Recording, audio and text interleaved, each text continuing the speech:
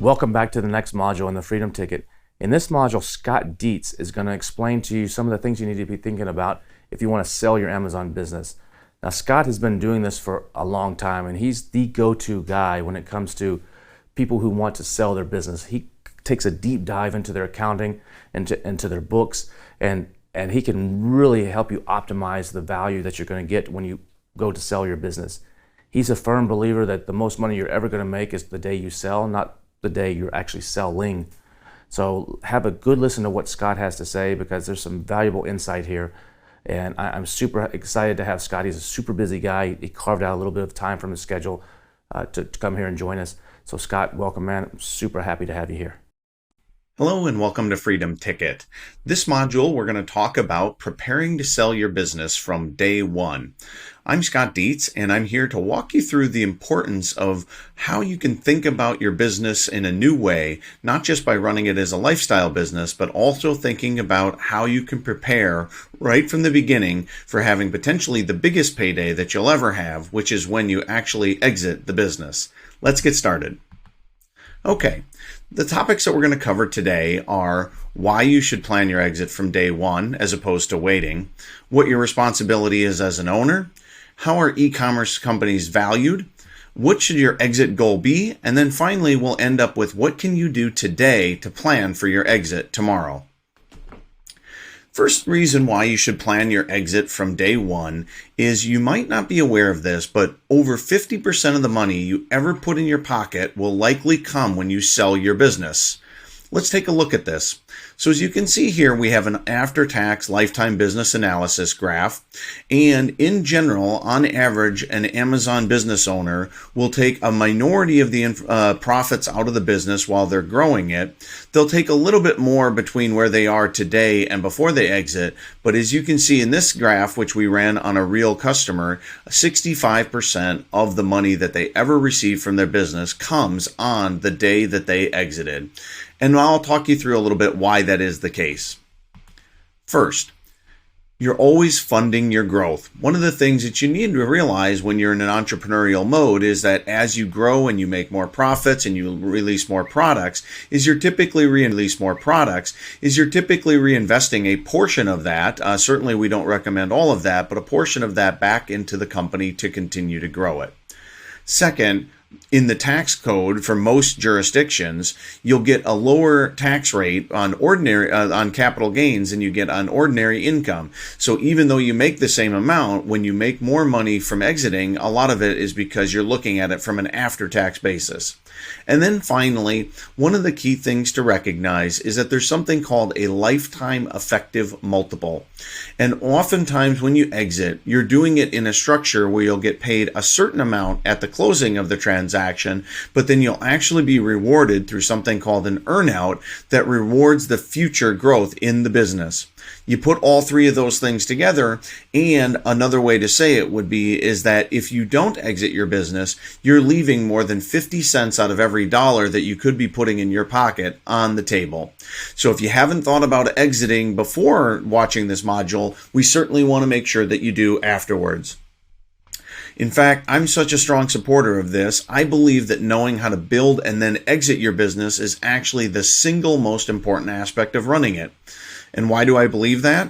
Because it is this last step that will pay you more than all of the other steps combined.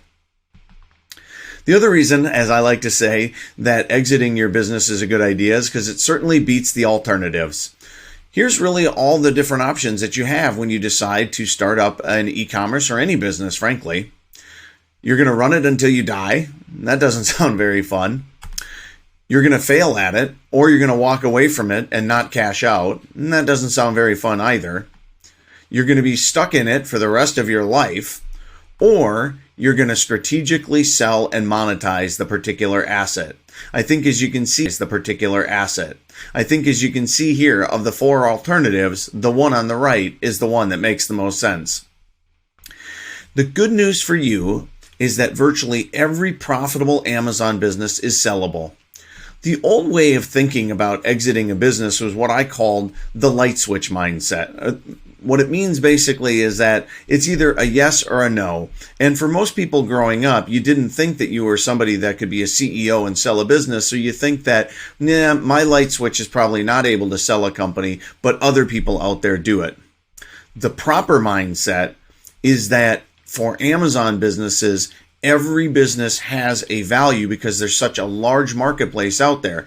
So you could sell your business for $50,000, $100,000, $1 million, $5 million, or $10 million, or even $100 million. The important point to understand is that there's a marketplace of buyers out there that are interested in Amazon businesses of all size and shapes. As long as they have one thing, you have to have some level of profitability.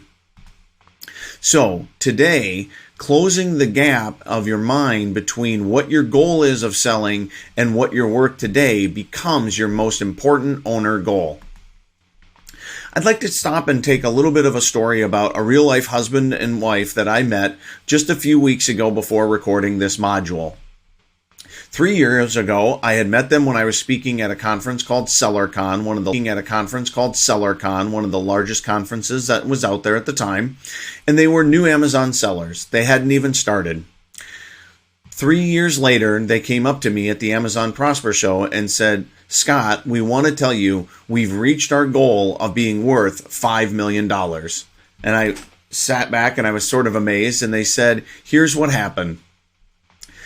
Scott, I came home from SellerCon after listening to your presentation, and I told my husband I was going to build a company and sell it for $5 million.